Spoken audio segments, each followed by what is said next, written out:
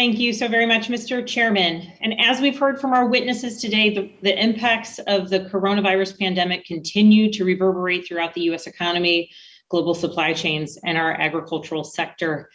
And if there's one thing that we have learned from this experience, it's that the U.S. supply chains lack resilience and are not adequately prepared for the kind of disruptions that occurred. Certainly, we couldn't necessarily have anticipated all of the disruptions that we've seen over the last year and a half because of the pandemic, but we have to ensure and recognize that disruptions in the future are possible, and we have to ensure that this disruptions of the scale never occur again. So while there's really no silver bullet, making our agricultural and food supply chains more resilient really requires addressing a multitude of factors that have caused some of these bottlenecks. It's a priority for consumers. It's a priority for those represented among our witnesses today, and frankly, it's a priority from a national security perspective. So many of the factors that we're looking at result from decades-long trends that have been accelerated by the pandemic, including industry consolidation and changes in the composition of our workforce. And there's been a fundamental, at times, mismatch between the labor needs of an employer and the available labor. And as a member of this committee, I am keenly aware of these challenges, and I've been working hard to address them. So the availability of labor across our food supply chain has long been a challenge with significant economic and national security implications. That's why I was a proud original co-sponsor and proud to vote for the Farm Workforce Modernization Act, a common sense bipartisan bill that would reform our broken immigration system and ensure our agricultural sector has the workforce it needs. And I hope that the U.S. Senate will pass this bill without further delay. I'm also deeply concerned about the difficulties posed by our overburdened freight infrastructure and workforce. And so to that end, I was proud to co-sponsor H.R. 4966, the Ocean Shipping Reform Act.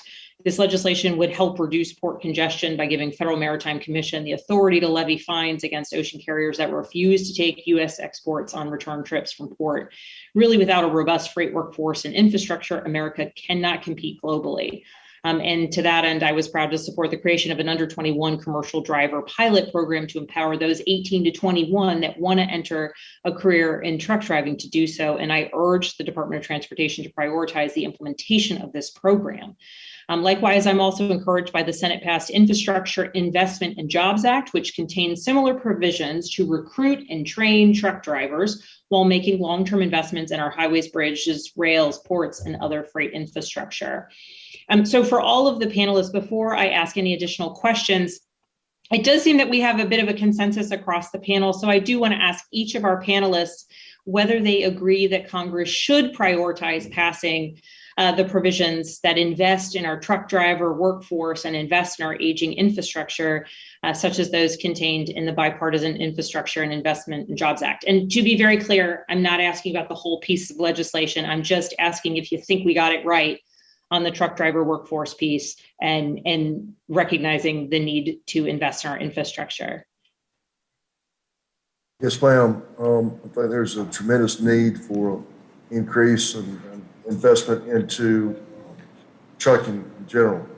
Thank you. I think there could be a further, we've discussed today, education, recruiting truck drivers at a younger age, and use the CTAE programs at the high school level to try to recruit those truck drivers where they can actually get into the industry before they get 21 years old. I think there's certainly other things can be done. Now I've heard a lot of discussion today about things could affect the trucking industry, but currently, I think that deters truckers from getting into the industry or staying in the industry. I believe we need a moratorium on e-logs, such as we had back during COVID-19, to mitigate some of the costs of the ship lanes and time delays, and relax on DOT regulations for non-egregious violations. I think there's certainly a possibility to allow a lot of these tolerances in the system for at least 2 to 5 years so trucking companies can afford to invest in added infrastructure. And also, as far as the port's concerned, allow more double trailers on interstate and state roads to be able to help unclog the ports and the distribution centers that are there. And all in all, decrease regulations that interfere with supply chain logistics. I don't believe that any regulations should deny people from the food security. Thank you very much. Mr. Wells, I'll go to you. Yeah, in the essence of time, I would agree 100%. I think John hit on a lot of key points, and we would agree with him. Mr. Ferrara? Agree. Mr. Durkin?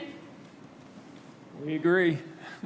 Thank you. Well, I have so many other questions, but I'm really appreciative of your time, Mr. Chairman. I'm appreciative of this committee. And I want to just thank all of our witnesses for your work in making sure that you are bringing light and clear understanding to so many of the supply chain issues that our country is facing.